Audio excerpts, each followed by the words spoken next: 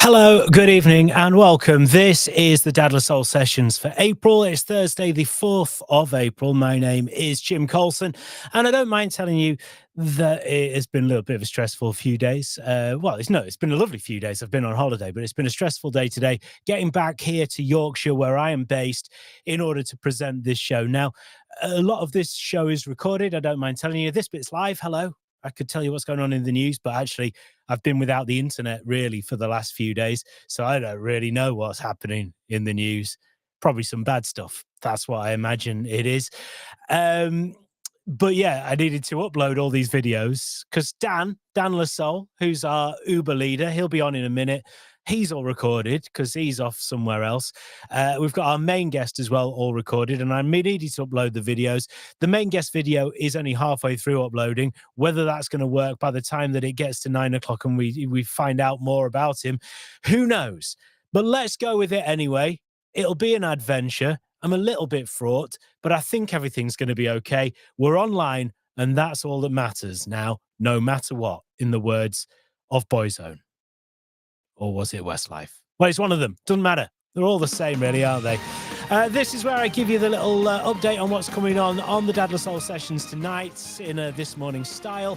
8:30, very soon, Dan Lasol's got an update of the latest Dadler Soul developments. I recorded that a week or so ago because he's in New York at the moment. 8:50, Alex's Conflict Management Clinic. He's actually here live. He's going to be here talking directly to you and answering your questions. And then 9 o'clock, the brilliant stand-up comedian Patrick Monahan on his career, making children laugh, and how you can update and level up your dad joke game. Because let's face it, some of us could do with a little bit of help from now and again from time to time. So he'll be here. He's really good. He's recorded, did it a while ago. He's just absolutely brilliant. He's a fascinating man. He's got a lot to say, a lot to talk about. And if you're interested in comedy or making people laugh or just being a man out and about, making a living, driving up and down the country all the time, he is a fascinating person to listen to, and he's on the way very soon. First of all, though, let's check in with our Uber Lord and leader, Dan Flanagan from Dadler Soul. I recorded this like nearly a week ago, but hey, it's all right. It's still relevant. Next up on the Dadler Soul Sessions for this evening, it is Dan Flanagan. Woo! Or Troy McClure, because you might remember me from so many other shows. Yes, well, exactly. Now you've been all over the telly and everything. You know, over the telly, in that their newspaper, and on the wireless several times. So I will be doing book signings at Waterstones, Weatherspoons, and the services, the A27. But not really. So this is the obviously Dadler Soul was featured very heavily on over Comic Relief Week on things like Morning Live and on Radio 1, and because a lot of our funding is from Comic Relief, and they wanted to look at the work that we're doing for dads, and that reaction was amazing, right? It was absolutely stunning. So I think we worked it out, upwards of 22 million people watching and listening to it. So as a small little organisation in a sleepy town in West Sussex, that's nuts. But what was really, I suppose, two things were quite profound. It was the effect that the film and the radio slot had on the presenters, because you could hear their voices tumbling. And at one point, Matt Edmondson, when he was talking about it, he broke down in tears. And the other sort of profound thing was the amount of emails that we received afterwards from literally the four corners of the kingdom, from dads that were really struggling from a range of different issues and ailments, and lots of people that are also offering help. So it was lovely, but really, really intense, where there's just another email. So I've only just kind of caught up with answering all of them, which makes me feel terrible. But I've only got one pair of hands, and you've only just got caught up with that, and now you're off. You're going away, which is why we're recording this like a week early, because you'll be away when the sessions is on. You'll be out of the country gallivanting. I think gallivanting, shenaniganizing. Yeah, shenaniganizing. Yes. I like that. Yeah. Shenanigans with the Flanagans. That is the name of the show. That needs to be a show. That should be a podcast. I'm pitching it. This is me and my firstborn, only born child, going to the Big Apple for a week. It is my 50th coming up. I've never been, so it's a bit of a bucket list thing. So yeah, it's going to be interesting and challenging, and I think he's at the age where he can do slightly more adult things. It's not like trying to take a toddler on a city break, which I imagine would be painful. Mm-hmm. But he's used to having holidays in hot places that kind of revolve around going to the beach or spending most of the day in water parks. So they're going, no, we're just going to walk miles and miles and miles around the city, and let's go to a nice gallery to learn about the history of architecture and stuff like that. Hey, kids, what's fun time. Frankie's here. Be good. Yeah, what an experience that's going to be. It just, I'm very, very jealous. And if you want to let me go instead, that is. Do you want to be my small child? Is this kind of where we're leading this? Well, who shows you the most gratitude, him or me? Actually, you do. Yep. He looked at me like I've walked into something, and I'm so cringy. Okay. Actually, on Saturday, I had to take him out to get him some holiday clothes. So there's not many shops where I live. Unfortunately, the high street had suffered a bit. So come on, we need to get you some decent trousers because we're going to the theatre when we're over there. He's like, no, I'm not doing that. So I don't. Okay, well, you're not wearing tracksuit bottoms because unfortunately, my son dresses like a chav or a roadman, as a nice white middle class kid does from the suburbs. Of course, yeah. Nope. Got to have some smart trousers. He said, I'll wear my school trousers. It's like, you're not wearing your school trousers. That will reflect very badly on me. Come on. And I took him, and after a lot of negotiation, we found a pair of suitable sort of almost canvas trousers that don't look like tracky bottoms. So, but then he had a bit of a paddy, got them, showed them to him again last night. He tried them on. He's like, I really like these. I'm going to wear them early for non-school uniform day on Thursday. So, isn't it difficult when the kids get to a point? And I understand they need to express themselves. And I can remember being that age and being very particular about what I wear or what I wore. But if somebody, an adult, said, look, I'm going to take you, and you can pretty much choose it, just make sure that they're smart, I would have gone, yeah. I would have gone, no. Yeah. I'd like that now if someone was to do that. If someone was to go, I am going to buy you some clothes, you choose them, and I'll pay for them, then that would be my ideal. But no. But you are fashionably a gift, judging obviously by that rhinestone outfit you've got on at the moment. Look at that. He's a rhinestone cowboy, or as I used to think, 9-stone cowboy. Well, I'm certainly not a 9-stone cowboy, unfortunately. Each leg. Yeah, perhaps so. Nice. That would be another song as well, wouldn't it? Like a kind of slightly weedy cowboy. 9-stone is. Question for you. Yeah. Being that you and Jill are vintage lovers, quite funky dudes, have the kids inherited that, or have they rejected this completely and signed up to be goths or something? Because you need to rebel against your parents. But what happens when your parents are quite cool? My daughter's rebelled against it quite heavily. She'll just wear things with Stitch, like a nun's habit from Lilo and Stitch. That's basically all she'll wear now is stuff with Stitch on it.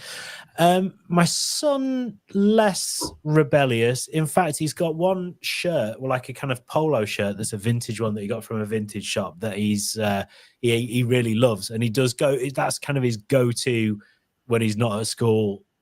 T-shirt. So that's there's something there, but neither of them are really completely into it. You've got a couple more years before they start getting really fussy. We'll kind of see how it all pans out, but I imagine there'll be a rebellion and there'll be some kind of, they'll be in the sweatpants and with those little bags that they go over there. Yeah, And, yeah. whatever Looking they like are. an extra in Top Boy. Fam. Yes, exactly, fam. Yeah. Say nothing. Say nothing. Is that what they say? Say nothing. Say nothing. Yeah. Say nothing. But at that age, I was also spinning on my head on kitchen lino, pretending I was from the Bronx. Right. So yeah. it is Mukasa, the same thing, really, isn't it? Oh, it is. It's a cycle. It's a cycle of life, and that's it. That's very Elton John, isn't it? It is. Yeah, it really is. Right. So, what's going on with Dad La Soul then? Dad La Soul. Well, he's famous for the wireless. We've had lots of events. Next week, what we're doing, we would have had we've got a summer event in the park this weekend, so that would have already happened. Really interesting talk would have also happened with Claire Kennedy from Kennedy Street, who runs a sort of, it's an addiction centre and addiction recovery, where you don't go there to learn how to, be an addict. It's going to be a really good talk on Thursday night.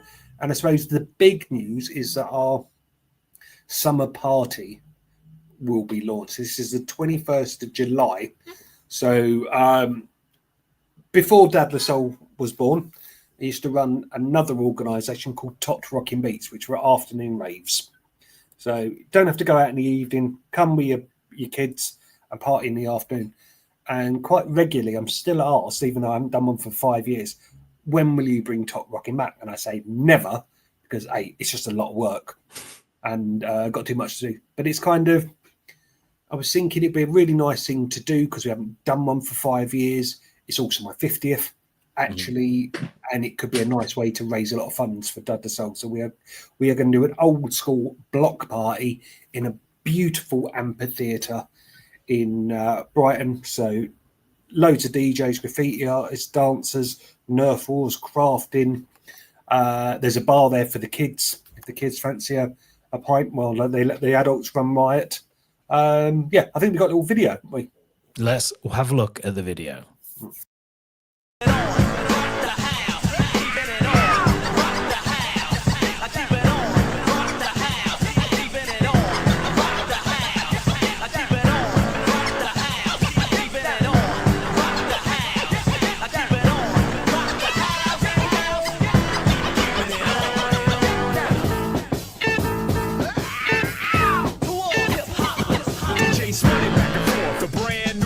In the parks after dark, we boys came to listen in. Shell-toe Adidas, fat lace sneakers. The techniques turned and Blitz burned the speakers. Band rocked the place. The party was live. We talking 80, 81, no later than 85. But yo, I can't lie, my eyes were never blessed by the visions that I'm living of rap. Resurrected, check your tape deck is heated, about to melt. While format spins the wax that's on the belt, terminating all ties. By now you realize, short shot of rocket shit on rappers that's omitting our roots. Who you kidding? True, we can't forget Melly Mel, Grandmaster Caz, and all the rest. And if rap's new to you, God bless. Let me suggest you take heed to the words that I manifest.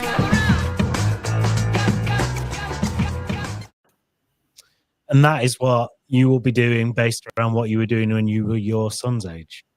Pretty much, yeah. But there will be a lot more injuries and probably a higher insurance premium, because I was looking at some of those blokes and thinking, that was 6 years ago and they were knocking on a bit then. Now, we'd go from the naughty 40s to the nifty 50s breakdance battles.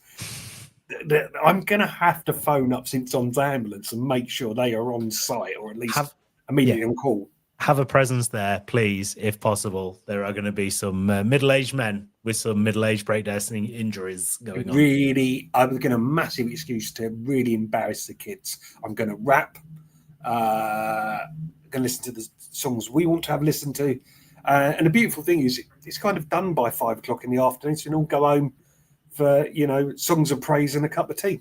Perfect. That's just the perfect thing. When you get to our age, it's kind of nice, isn't it? You have all the fun in the afternoon, then you're back home. Kids can go to bed at a reasonable time. You can go to bed at a reasonable time.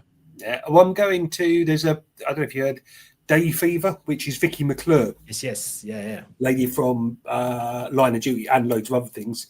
Yeah, she's organised a day raves, but they're adult-only day raves. So she's coming to Brighton in a few weeks. So we booked that actually for my partner's birthday. So 2 o'clock till 8 o'clock, I will be whooping again, but then back reasonable time. Yeah. Time to watch Hetty Wainthropp Investigates before bed.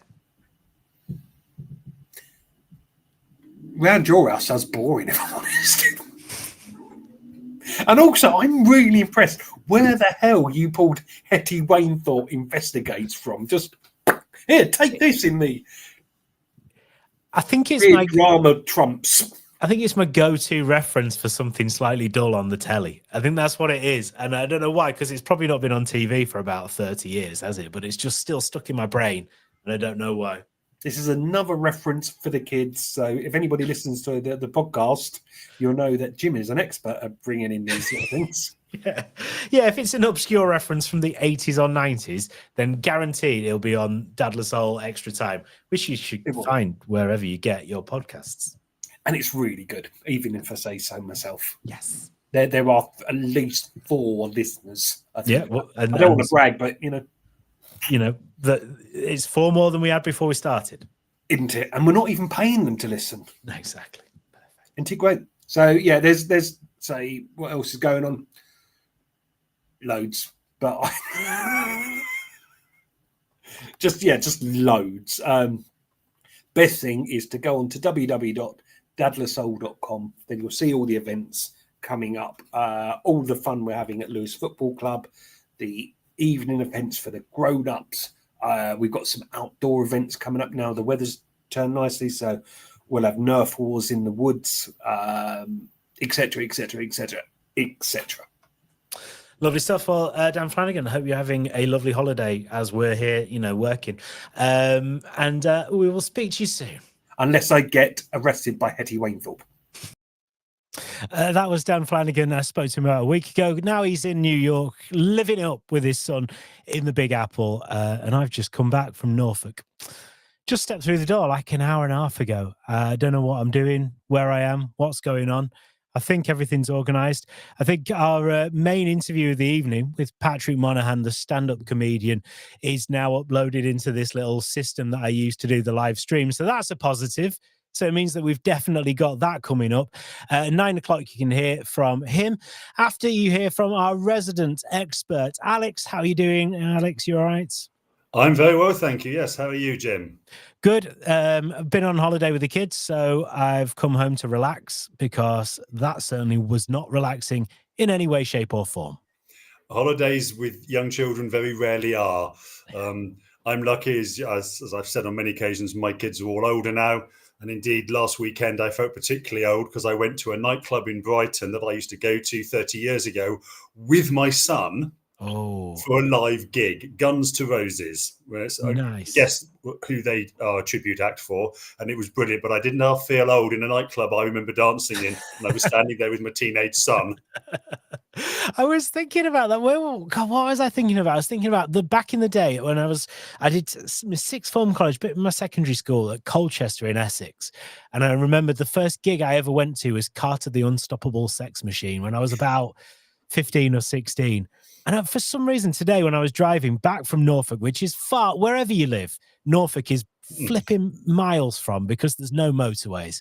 And, when you just get thinking about something, I was thinking about going back to that venue, what it would be like to go back to that venue now. And you've just done that. You've done that. You've gone back to the venue of your youth. Yeah, one of my many venues in Brighton, actually, of my youth. And the worrying thing is, went inside it, still looks exactly the same. Of course. Liquor paint, but that was it, really. I was going to say many of those sort of venues, they've probably not cleaned the floors since then, probably still sticky with the cider of 3 decades ago. Yes. It's a depressing thought. All right, Alex is here. He does his conflict management clinic. You send your questions in. I put them to him. He answers them and gives you some pearls of wisdom. This first one, my son's teacher likes him, but he's harsh to say the least. My son is always complaining that the whole class gets in trouble for the actions of a few. I'm not a fan of collective punishment. We love the school, but this isn't ideal. What can I do without causing too much of a fuss? This is always a difficult one because I've worked, I used to be a school governor. I've worked closely with schools over the years. And so I've obviously been a parent. So I see it from both sides very, very easily. My suggestion would be fix up a meeting after school with the teacher in question, explain your son's concerns and his feedback, and say that it's knocking his self-esteem, his morale, and that it sort of, taints his experience of the school. Make sure you have 3 or 4 specific examples, and then say, my son says this happened, whatever it was. Would that be a fair statement? So in other words, you're inviting the teacher to then give their side of the story, because of course there are always going to be 2 sides to the story.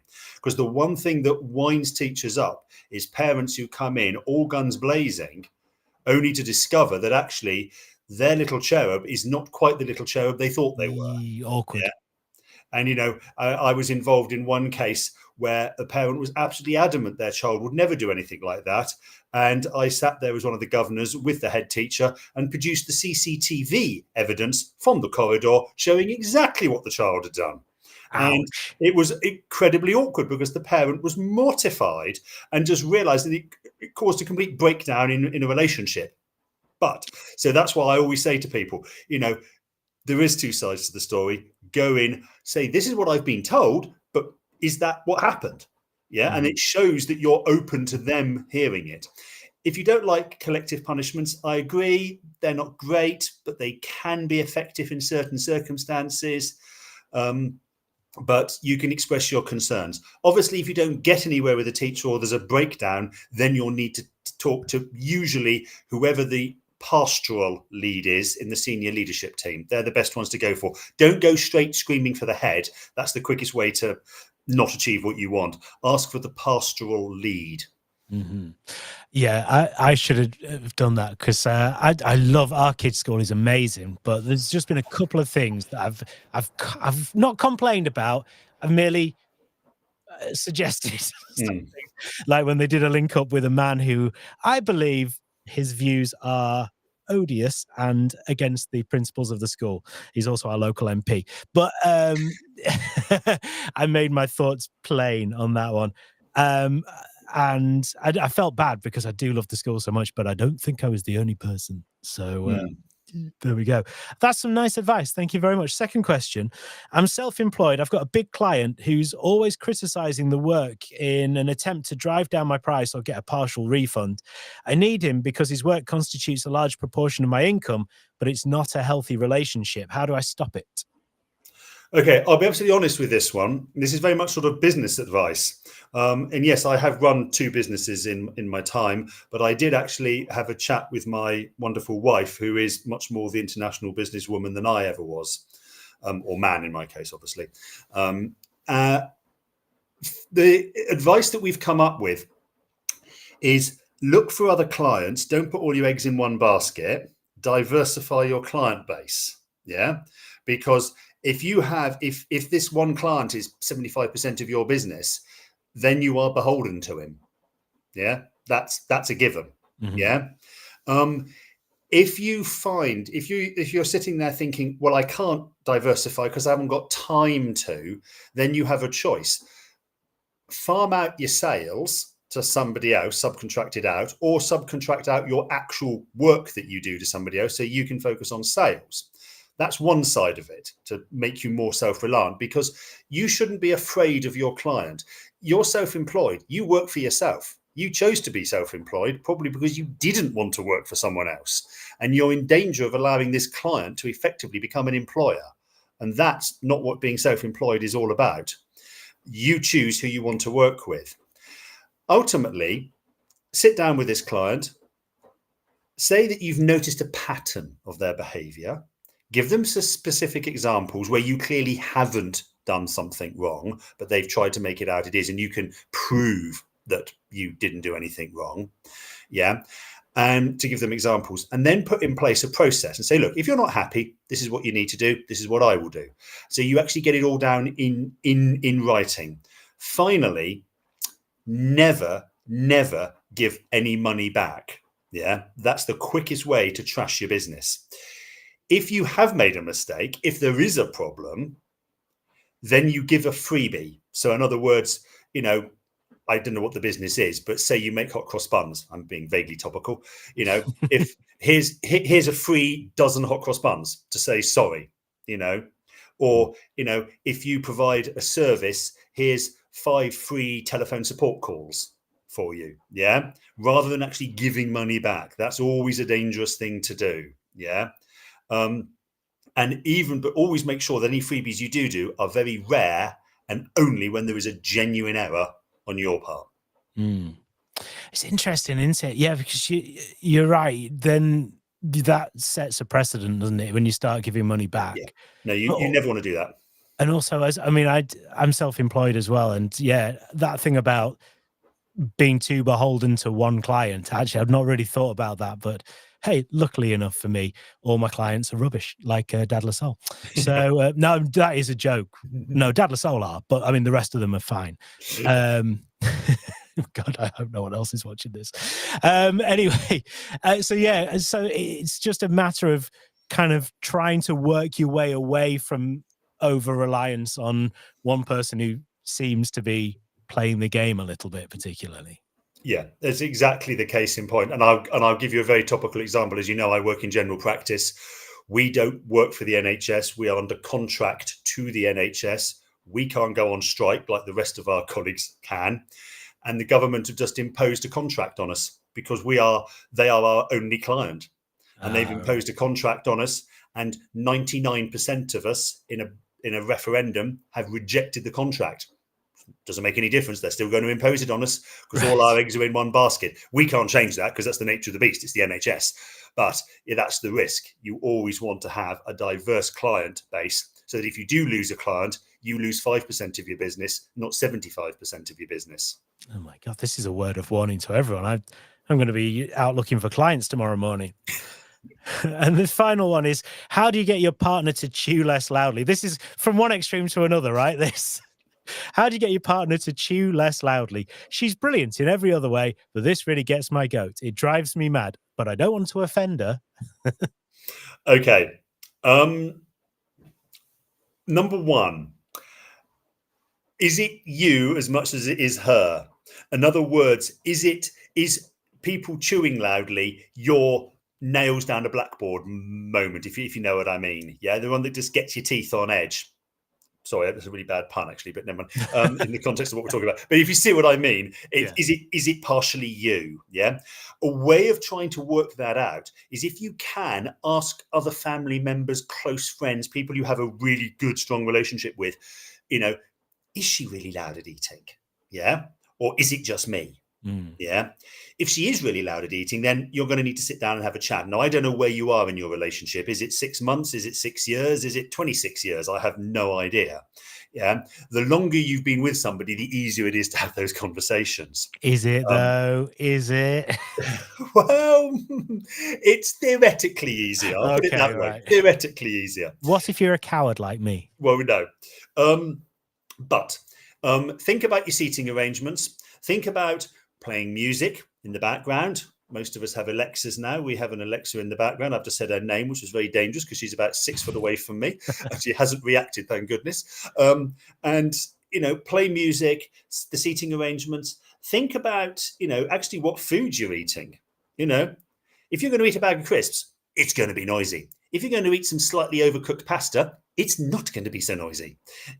These things there. Also, something that I teach my kids, and we've all taught our kids, eat with your mouth shut, because that's one of the quickest ways of stopping the noise coming out. And I'm not suggesting she's doing that. It might just be some people are noisy. Yeah. But you need to have a conversation with her. You need to sit down and talk. And you need to establish, actually, is it her? Is it you? Is it a bit of both? Is it your sensitivity? I don't know. But it goes back, as ever, to the C word. You've got to communicate. You've got to talk about it, because otherwise it's just going to sit there under the surface and constantly nag away at you. And that is not healthy in a relationship. I just love the fact we've brought it around to communication. The one constant on this show, well, the two constants, I guess, are you, Alex, and communication being a theme. And In many ways, it's a beautiful thing that we've got there today. Alex, thank you so much. Really appreciate you coming on again, and hope to speak to you next month for more, if that's all right. Yep, that should be absolutely fine. Yep, no problem. Perfect. Thank you very much to Alex for his conflict management clinic. If you have any questions for him, you can send them in throughout the month as well. You don't have to wait until the just before the Dadless Soul sessions. I quite often get DMs to the Dadless Soul socials. That's probably the best way of doing it. Stick a DM and then just say for the sessions or for Alex or something like that.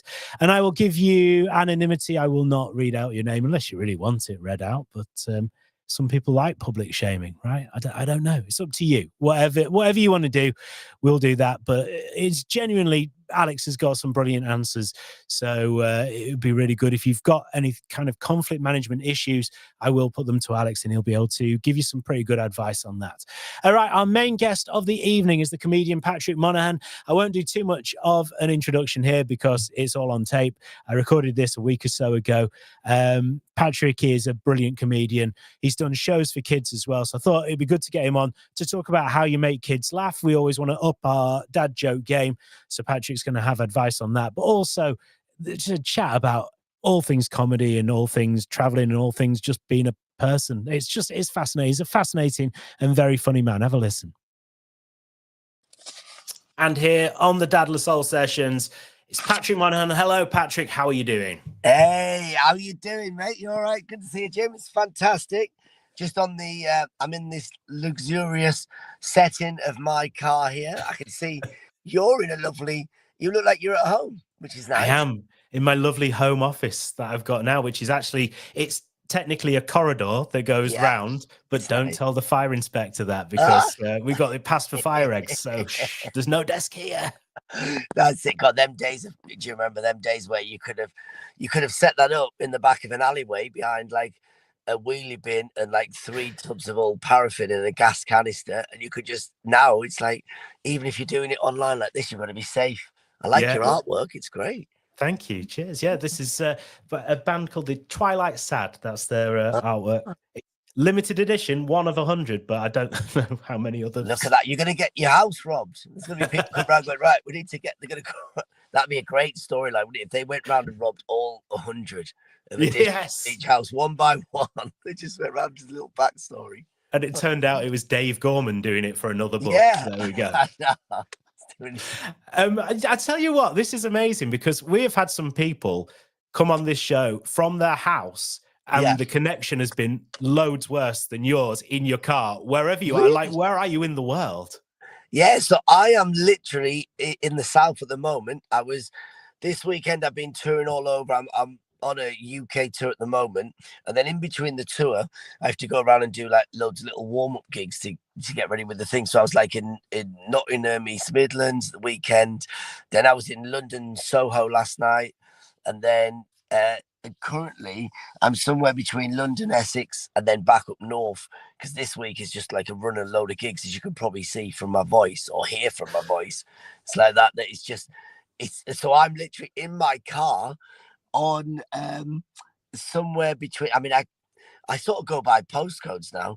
I'm really good at, like, you know, I can get to places without the sat nav in between, but then it's so funny. I just don't bother with street names anymore, or even towns or places anymore, because people go, oh yeah, whereabouts? Like, oh yeah, I'm just off junction such and such, and I'm just by that road, and you know where that big building, you know, that hall they have, that, and people go, oh yeah, that's where I am, about 200 yards from there. It's like, I like crazy. That's like the olden days, isn't it? It's like, we'll go by the 2 big haystacks and then by the it's great. I saw, do you know what I saw the other day? It was, you know, when you're working or something and someone sends you a clip, or you end up just for 5 minutes, you go, oh yeah, I'll just have a look on YouTube or this. And I saw, it was, do you remember, you're younger than me, but there was probably World in Action. Do you remember World in Action? It used to be on TV. Yeah, and we were like kids when it was on, so we wouldn't really remember it. But I remember there was a clip of this thing, and there was these new age travelers, and they were doing this thing where they were traveling around, and they did that same thing where they literally, and this was only like, what was it, like late 80s, early 90s, and they were there with their road maps, these massive road maps, and I just thought, this was so beautiful to watch. These were like, they were all driving around in the big vans, camper vans, no sat navs. There was nothing. There's no, and it wasn't even like it is today with like road traffic calming systems, without electronic signposts, without this, and they were literally just driving around, where you can imagine back then where the road, even like road signs back then were probably like covered in like the plague and the moss, and they couldn't even you couldn't even see, and they were just sat there with the big atlases. And I thought, wow, that's the way, that's beautiful how you look back at life and nostalgia. And like now we all complain about, oh yeah, I'm driving and the sat nav's it's saying it's gonna take me an extra 12 minutes and I was gonna be there an hour. And it's just like, back then there was nothing. They literally just would look at a road map and then they would be there an extra 6 hours late because they've accidentally taken a wrong turn and they're in the middle of nowhere. Then they've got to spend another 3 hours trying to work out, am I going to get back on this road where we don't even know what road we're on? Well, that's it, because you can't work out where you actually are unless you go, is that wood over there, this wood here? Down exactly. here? I mean, what? That's not even in your like your A to Z. Where are you even going to find it? Oh, it's beautiful. Like now, this is why I think in the next generations they're going to be so troubled, because if they can't find the blue dot has to tell them where they are. They can't even work out where they are themselves. Although saying that, I mean, I've done that myself, where I'm like, I'm walking back to the car park. I did that the other day where I was walking back, and I even knew where it was myself, because I was like, well, I've walked it, and I know that if I go around that bend, but then because I went the other way, because I thought, oh, there's a shop up there, newsagent, petrol station, so I'll just go and grab something quickly to eat. And because you'd walk back around there, and even though you could work it in your head, I was thinking, oh no, I've got to walk back. Like them pebbles you've dropped on the floor, like Hansel and Gretel. But even though logic, common sense would say, well, it doesn't matter if you've gone that way, you can always just cut back the second street. But I thought, oh no, I'm going to go the long way back round, because at least I know that's exactly the way. So crazy. It's so weird to think that has been in our lifetime as well. We've gone from like the old paper, Captain Cook processes to Siri telling us where to go. And yeah, exactly. And do you know what? And it's going to come back round again. I reckon it's like vinyl records, whatever. It's like people are, the next, even though we were saying, the next generation, they're going to be lazy or whatever, they're going to use this. They probably won't. They'll probably rebel against it, because AI will be so good that they're going to go, actually, do you know what? I don't want something telling me everywhere I've got to go and this and that. And then, in fact, let's just switch off and then go back old school, which is why, I don't know if you've still got your A to Zs. I've still got my A to Zs in a box in the bottom of the shed somewhere. So I'll probably try and cash in on them, sell them as collector's items. Thing is, I live quite close to Leeds, and Leeds roads change literally every day. Yeah. So, that A to Z from 1997 is worthless now. I know, it's absolutely, but you know what? How beautiful will that be? Can you imagine looking at an old A to Z and then just going round the town now? You could do like you could do like one of them Michael Portillo train rides, but you could do a Michael Portillo A to Z ride where you just walk round Leeds and go, this is what Leeds looked like in 1992, but look at it now. And then there's like literally flyovers roads here. Fantastic. What do you think? God. I'll get some salmon chinos and I'll get on that straight away. There you go. Well, talking of AI, okay, as a stand-up comedian, does AI worry you? Can AI do your job, do you think? Are you concerned about that? Do you know what? It's one of them things like this. So the tour show that I'm currently doing is like exclusively, it's like my stand show about where I'm at. Every year I write a new show about what I've been up to, observations, and then I pull back some stuff about my life growing up and stuff, just so it's relatable to everyone. And then this new show, like I'm up at Edinburgh this August in 2024, and you've always got to write, like your agent and the festivals and the venues, they all want the title before you've even written the show, which is just absolutely bonkers. Because it's like, well, you haven't even written the show yet, but you sort of getting the ideas. So the new show's called Talkinator, and it's like a whole play on, the Terminator, whatever, because it's all AI talk about that, even though it's not really, it's just a stand-up show. But AI is, it's such a big topic. It's ridiculous. It was like, I think the last couple of years was dominated by what COVID, cost of living, the Russia, the war, things like this. And then now it's literally just, I would say AI is going to be like 90%, if not 95% of most of what is going to dictate not just comedy, but everything in the next couple of years. And it's, do you know what? And it is good though, because in some ways it is quite funny because there's so much material, or there's so much ground there to talk about. But and that was one of the things I was looking at was, when you look at people's jobs, you look at people's lives, and jobs are one of the most relatable things we can do. Even in everyday life, it doesn't matter if you're having a conversation or you're chatting to someone in a coffee shop, you're on a bus, or even in doing stand-up comedy. The first thing is people go, oh yeah, where are you from and what do you do for a living? What's your occupation? And that AI is one of the things where, people go, well, it's taking over every job. And even though it sounds like that, it's not. I mean, look, stand-up comedy is probably one of the last jobs where AI, eventually there will be robots doing comedy, but it's, how many people are going to pay, £18 to see a Michael McIntyre robot just running around an arena stage when, Michael McIntyre's such a great comic, but you just want to go and see him live. You'd rather pay to actually see him than a robot version of, a comic like that. And I suppose there is still quite a few jobs that AI couldn't do, even though AI, is getting so advanced. But, there was the thing the other day about voice recognition, about AI's taking over in call centers or in places, but it can't even recognize our voice. You've got a northern accent. My accent's a mixture of north, south, wherever. And it's, AI would struggle with, recognizing a voice outside of, like, say, outside of zone 2 of London. So it's, or an estuary voice. So you've got that. But also the jobs thing is so interesting because I always thought, yeah, AI could probably replace all jobs, but then you realize it probably can't, because when you do comedy and you meet so many people from different walks of life, of jobs, from a lifeguard to to someone who works as a tea taster, to someone who works like that, you still need humans to actually input the process for the AI. What was it the other night when I was driving? Because when you're touring, you're coming home at 2 a.m. and you listen to the radio. You listen to so much. I love listening to so much speech-based stuff that I wouldn't back in the day. And it was like there was an interesting thing about this. These people that were doing about the senses. They were saying about how different ages of people have senses, and different, like teenagers will smell of cheese, and they'll smell of sweat, and they smell of what,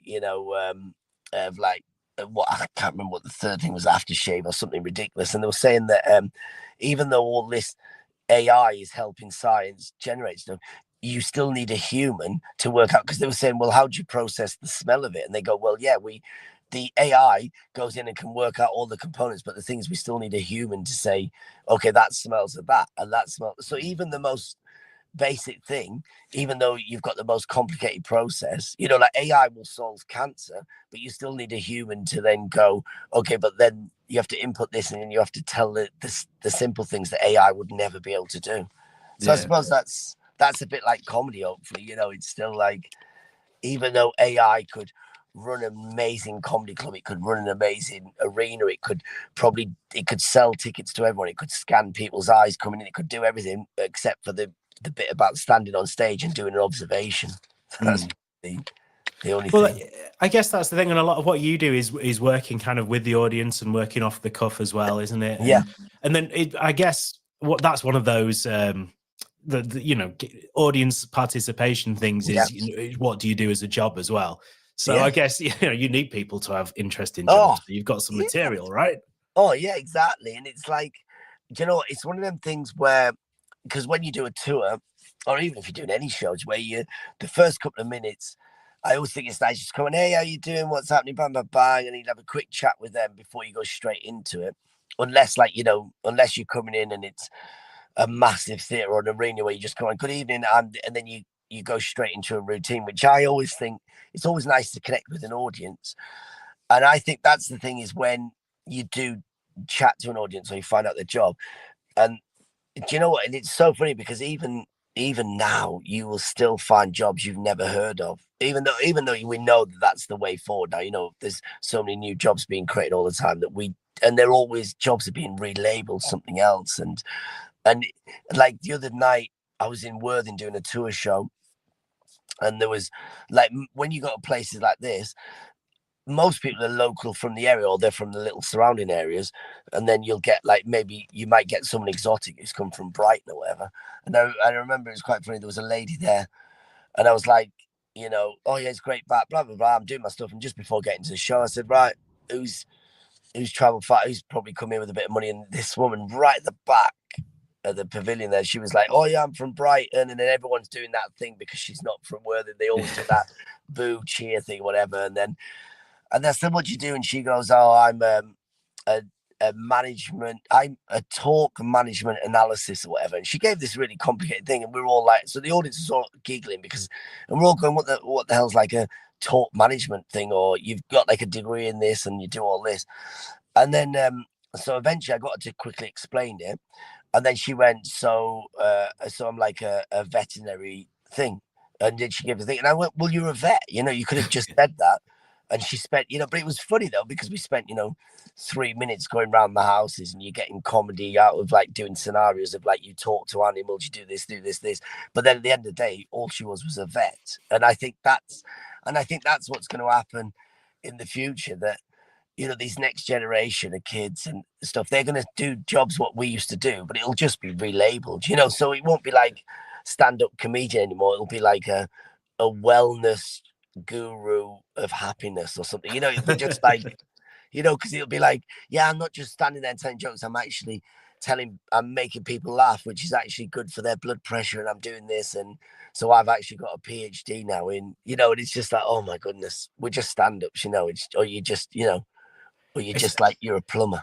It's the scourge of LinkedIn, isn't it? Everyone wants to make themselves sound more important than they are. Yeah. Oh, it's crazy. And I think that's, it's a good thing and a bad thing, because it's like, this is probably why so many people are so stressed now, because they've given themselves so many different, different, like, not just labels, but you've given yourself so much like complication, where you've built it up so much high, where you think, look, at the end of the day, we do just want, there's nothing wrong with just being, a chef, as opposed to, you don't have to be a food connoisseur and a nutritionist.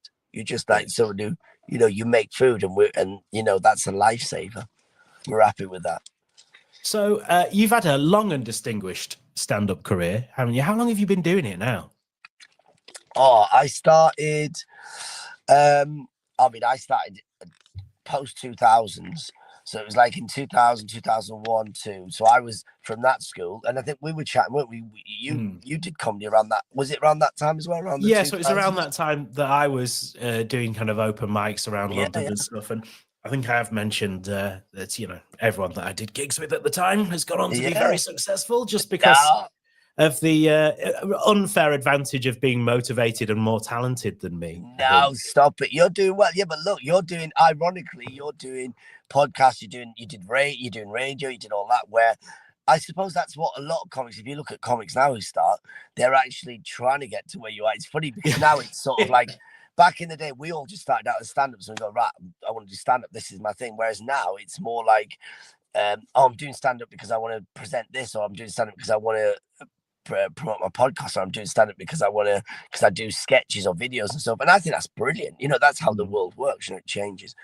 But when we started, it's so funny, because even that's changed. I remember when I started, it was literally, you do open mics, but you'd have to do 3 years, 4 years. I remember doing 3, 4, 5 years of open mics.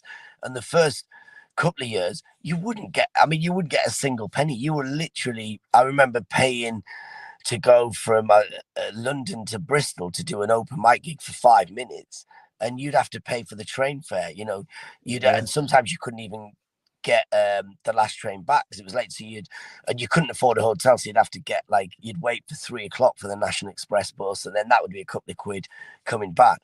And I remember the first paid gig I got after several hundred gigs, or several couple of years of doing gigs, was £3.27. That was like a store split, and I was like buzzing. I was thinking, oh my god, I've made it, I'm getting paid.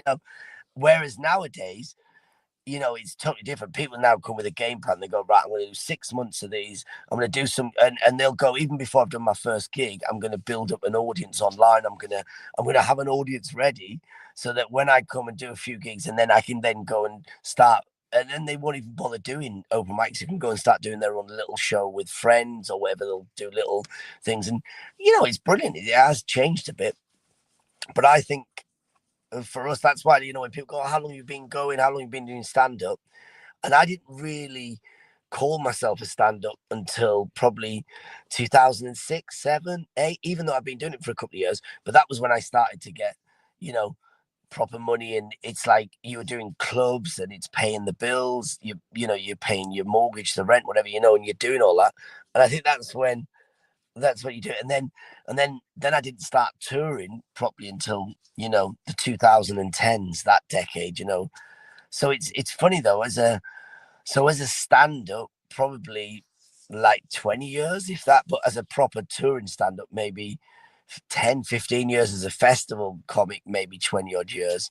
But then as the very first time I got on stage was like 23 years ago, 24. It's crazy to think, because I still feel like I'm in my 20s, mid 20s, late 20s when I started.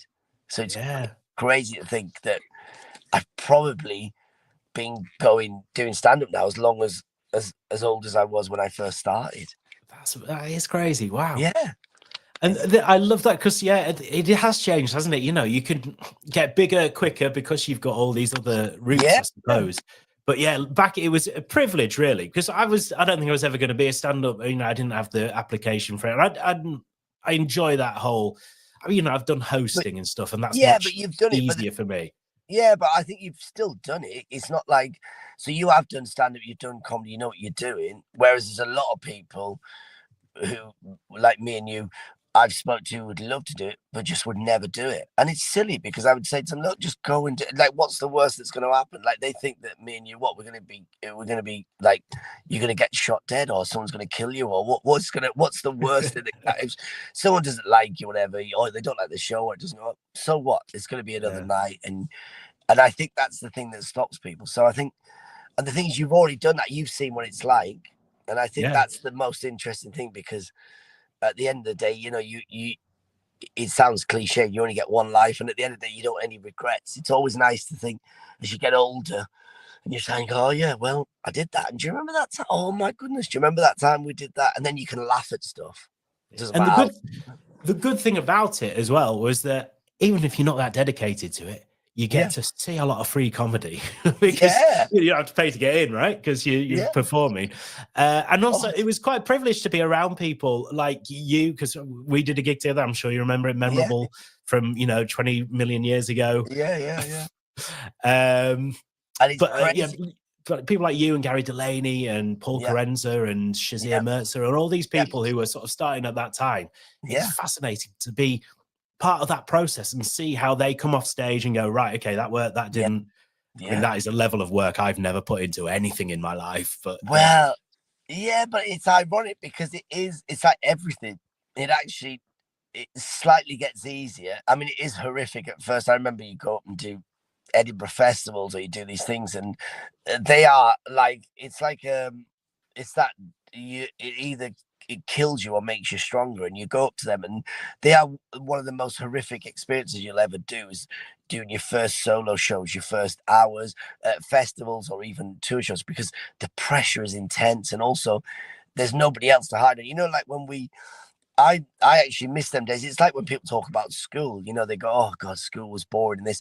But actually, when you reflect on it, you think that was probably the best days ever in your life. You used to turn up to school, you used to all just chat with your mates, you mess around. You've got no bills, no mortgage, you've got no stress. You're going to get food at lunchtime. They give you the food, and it's like you're doing nothing, And I think that's the same with comedy. When we first started on them open mics, even though it was quite stressful, you realize actually that's probably the best time, because we're all together. It's a safety net.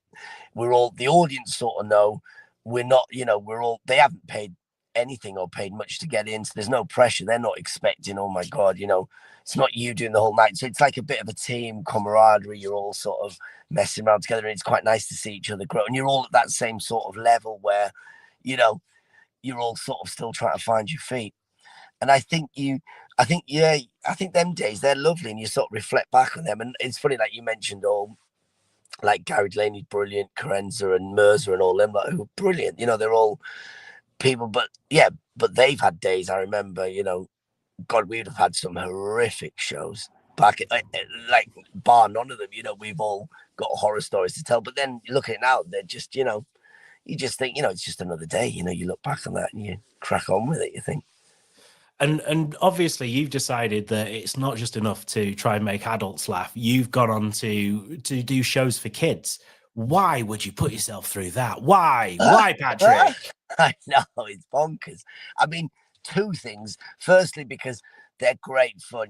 They're like, they don't need alcohol to laugh or to heckle. And secondly, money. I think everyone loves the money. I mean, it's like I do. I think one of the things was I remember doing. Well, there's two things. I mean, one of them was obviously Panto. I ended up doing Panto during Christmas, which was great because as a stand-up, back in the day, you wouldn't really have touched Panto because back in the day, everyone used to say, "Oh no, it's old school." It's like we're all alternative comics, whatever that means. I mean, we all just alternative just means you write your own stand-up.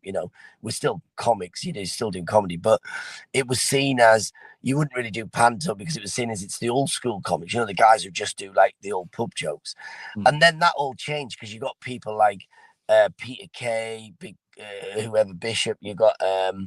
Manford, all these big comics started doing Panto, so it sort of made it cool. Paul O'Grady, June and Clary, whatever. People start doing that, and then you think, oh, actually, Panto's being updated now; it's modernized. So I started doing Panto, and it was great fun because you realise over December you're playing for 4 to 6 weeks to an audience of 50% adults and 50% kids. There could be 1,000 people up at the Darlington Hippodrome. You could play there, and you're playing 2 shows a day to that. 2,000 people who were beautiful. There's no, they're heckling, the kids heckling, but there's no alcohol, there's no malice. It's not like you turned up and doing Christmas shows where there's 500 people who are not even facing the stage. They're all, half of them all work together. They're all throwing potatoes at each other. They're fast asleep on a table. They've been drinking since lunchtime, and they've only turned up because the boss has paid for it. And you just think you might as well just go on a night bus and do a gig. It's just pointless. And I remember doing them Christmas shows before Panto, where I remember you'd be on a bill with a couple of people. And this was before I was touring, and you'd be on a bill with like 3 or 4 comics who were amazing, like comics who would be bulletproof. You'd see their act just get laugh every like 8 seconds, big laugh, and they would just play into pure silence. People not even staring the right way, or even you'd see them doing their act, and if you just turned up, you wouldn't even think there was a comic on stage because there was so much talking in the audience. People just ignore it and just chatting. You just think there was like a lounge singer in the background, and so I think that was one of the things when I started performing, like doing the Panto and the kids stuff, because I thought, actually performing to kids is actually better, doing this because adults who have drunk so much actually become more unruly than kids, and they're just less IQ, less concentration than what kids have got.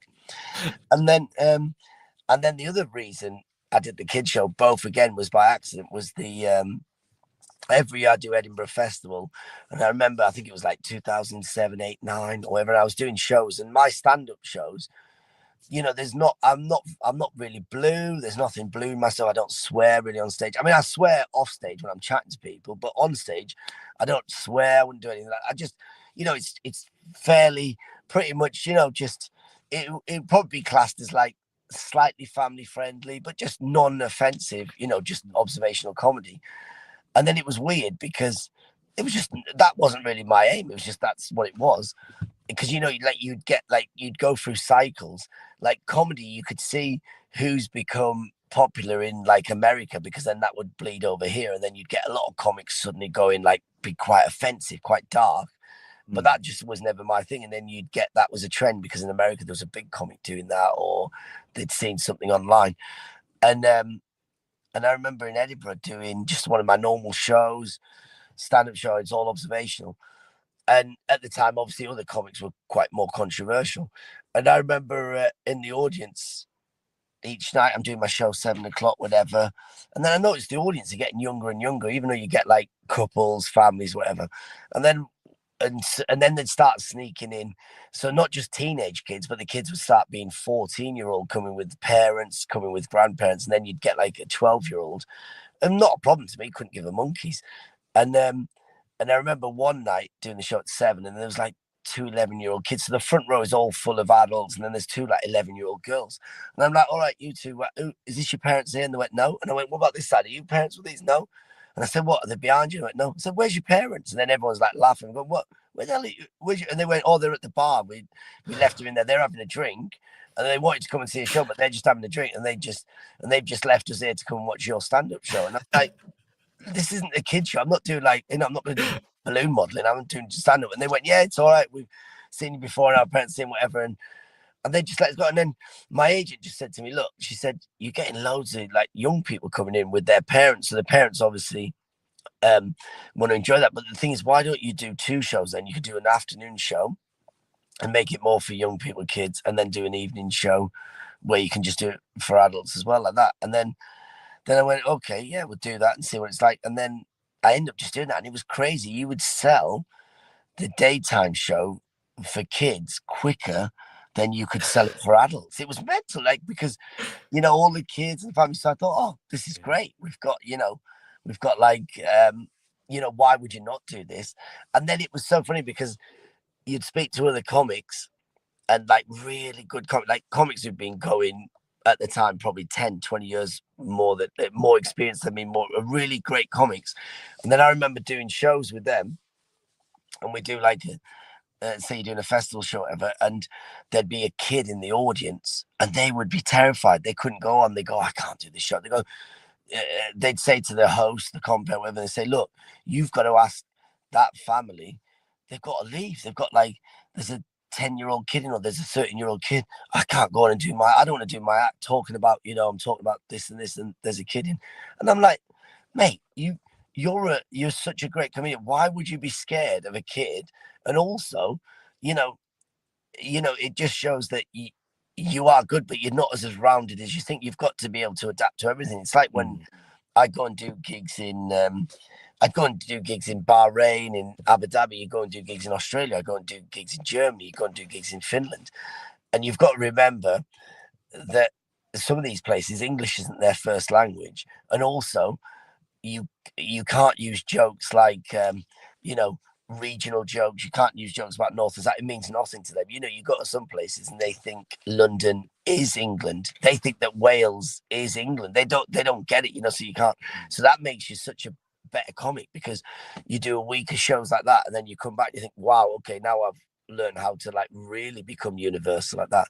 And that's the same thing with kids. I think putting kids in the audience, every stand-up should do it, because that makes you even better. It makes you more universal and rounded, because you think, I can actually make, you can make a 7-year-old laugh as well as a 77-year-old, and that's like a skill. You think, oh my goodness. It's good to have restrictions sometimes, isn't it? To have those restrictions on you, to be able to push against and work out how to do that. That's quite an interesting concept. And let me tell you, them young people, they will heckle you more than an adult. So don't worry about that. Like, it's like, where people think, oh yeah, I'm not gonna lower myself to play to kids. I'm not gonna do this. And I'm going, well, do you know what? You're not lowering yourself. You need to up yourself. You need to actually up your game. If you want to try and keep, anyone can keep a room full of middle-aged people who've had a 1 or 2 little drinks. They're very happy. They've worked all week. They've come for a night out. They're already in a good mood. Anyone can entertain them. I mean, you can do whatever, but it's no one. But to entertain, 600 7-year-old kids at like a, full of like in a theater or a pantry or somewhere, where as well as adults, to control them at the same time, that's a skill. And and I'm not gonna lie, 9 times out of 10 you can do it, but there will be some times where the kids will get the better of you. You just got to let it go. You just go, well, you know what? Good heckle. This is kind of why, one of the reasons I wanted to get you on. Obviously, I wanted to chat about what you do and everything, and it's been lovely. But we represent a lot of dads, and one of the problems dads have is making their children laugh, and that's because I think it's harder, because kids purposely try not to laugh at my jokes, and that's what I think anyway. Oh yeah, because you're their dad. If you're the dad, or if you're the they're gonna go, oh. But if they hear it from someone else, if Harry Styles told the same joke that you told, your kids would be howling. They'd be on the floor rolling. Exactly. So do you have any good tips that dads can take away?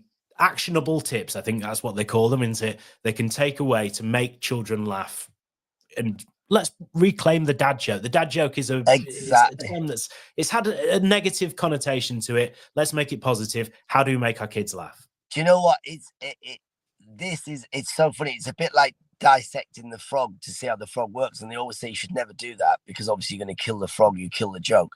But I do think you do need this sometimes in this situation, because if you look at this, what makes kids laugh is they love laughing the same as, like, they'll laugh when their parents are laughing. If they're at a show, even though they don't get the joke, they're laughing because laughter is contagious. And I've seen it loads of times where you'll do something and it's a reference that you know is going to go over the kids' heads, but it's such a cutting reference, or that the parents will be like bowling up, like the parents will laugh and the kids will be laughing even though they haven't got a clue what's going on, but they're laughing just because they've seen mum or dad, with a tear in their eye, they're laughing away.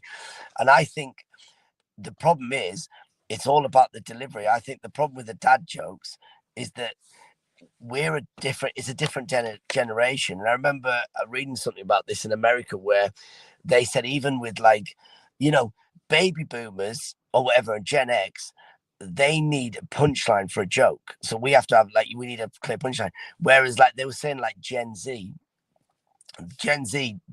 will not understand a joke if there's a punchline. They prefer a joke without a punchline. So and I think that's the same with kids, where with every generation of kids, I've done it when I've done, comedy shows just for kids and parents where it's just stand up, and the kids love the actual setup. They love the performance. So, like, if I'm doing a joke about, like, the NHS Scotland were doing this thing about teaching people how to walk like a penguin for when we had the winter to stop people falling over. And then the whole joke is, like, for adults, if I was doing it for adults, I'd just be like miming out thinking, like, oh yeah, because like when you've come out the pub with your mate and you're about to get the bus and the bus is coming, you're going, quick, all right, Gary, let's go get the bus, and then you're waddling across the stage as if adults are really going to do this in real life. This is what NHS Scotland want to do. But when you set up the joke and then you're doing it to kids, and then I do the whole the kids are laughing just at the premise of someone walking like a penguin, even before you've done it. And then you can get someone to do it, or you're doing the whole construction of the joke. They love that because the kids visually will go, oh my God, what a penguin. And then you go, yeah. And then it turns out actually you're just in the pub with a penguin. So you're not going to go out with your mates to the pub anymore in winter because it's too dangerous. Your mates are going to fall over. So instead I go to the pub with, Miffy the penguin and Dave the penguin, and I'm at the pub. So the kids are howling because they're just going, oh, this is silly. But they go, oh, it's a great idea. Yeah, I'd love to go to the pub with 3 penguins. And I'd love to. So so with a dad's joke, the problem is with dads, or with adults, you're trying to go, yeah, but the joke has got to be, it's got to go from A to B and it's got to be a setup punchline. You go, yeah, but that's because that's the way our minds think. But for kids, they don't want you to go to A to B. They want you to go to A to Z, stop off at T, mess around a bit at S, so they come back there, and then they're howling because once you get to that joke, they don't really want it to be over. That's the thing with kids; they love that, the whole journey thing, and it's interesting. And also, they just want it to be, and also, they want it to be as ridiculous as possible. And ironically, they don't even want the punchline to make sense. So if you go, it's that, and I've seen kids do this where they'll go, what's the difference between like a cow and an elevator? And I go, I don't know, what is it? And they go, cabbage. And then they're all laughing. And you go, but what? And then you go, yeah, all right, fair enough. Whereas to imagine if a dad said that to a load of other dads, they'd all be just staring at him going, yeah. Dave's gone mental. What's Dave talking about that? Whereas kids will just howl for hours. Okay, that's interesting. It's all about the images. I like it. The storytelling and the images. We can work with that. We can definitely work with that. You'll work with that. And as silly and as crazy as you can, they just love it. It's just, yeah. Because I think for them, you've got to remember their minds are still developing. So it's like they love they'll put the words to that and they go, oh yeah, that's what on the cabbage is that. And they'll do this. Whereas for us, I think that's why observational comedy works so well for us lot, because we go, hey, do you know what happens when you go, when you go to the supermarket, you have to do this, or your missus will do this, or you'll have to do this and this, and then instantly we're all everyone suddenly starts going, oh, yeah, do you remember? Oh, yeah, she did say that. Oh, yeah, they did do that. Do you remember he did that? Whereas with kids, they're at that age where they're not remembering back. Like, you know, if you're talking about something, the kids aren't going to remember, oh, yeah, 5 years ago that happened to me. Be like, you weren't even born 5 years ago. You were like a fetus. So it's like, so you have got that great canvas with kids where you can just go crazy, you know. That's brilliant. Well, thank you so much for your help there, and thank you for coming on. Patrick, I know we are obviously on the internet worldwide, but a lot of our dads are on the South Coast. You're touring in Worthing again, vaguely soon, aren't you? Yeah, back there again, and I think it is in April, I think May. It'll be in the next couple months, but it's all on my website, patrickmonahan.co.uk. I'm down there, but yeah, I love doing Worthing. I always do that a couple of times a year, do the tour show down there, and then and then I'll tour all around the UK, back around there, and then the festivals, and then everywhere. Social media as well, Patrick J Monahan, and I put loads of the dates up as well on that, but it's all on the website. And what I'll probably do through the magic of the internet is try and put your tour poster up on the screen now. Brilliant. Right. What I'll be doing is sitting here watching this go out and then go, oh God, what have I doing? I've not done it yet. But I will do it. I will try and put it on the screen. Patrick Monahan, thank you so much. Really appreciate it. Thank you so much. Cheers, man. Cheers. So it turns out I couldn't put it up while the video was playing because I just tried to do that. But here you go. This is the date that he's playing in Worthing. It's the 27th of June. You can't see it there. This is Patrick's tours. If you're elsewhere in the country, for some reason, the 27th of June isn't on the list there, but it doesn't matter. He is 27th of June. He's playing in Worthing, and then he's around the country for April, May, June, and a bit of July as well, before he gets onto the Fringe Festival in Edinburgh. Thank you so much to Patrick Monahan. Thank you to Alex as well for his conflict management clinic. Thank you to Dan Flanagan for taking part as well. And that was the Dadless Soul Sessions for another month. It'll be back first Thursday of May. Make sure that you're here, taking part, and watching.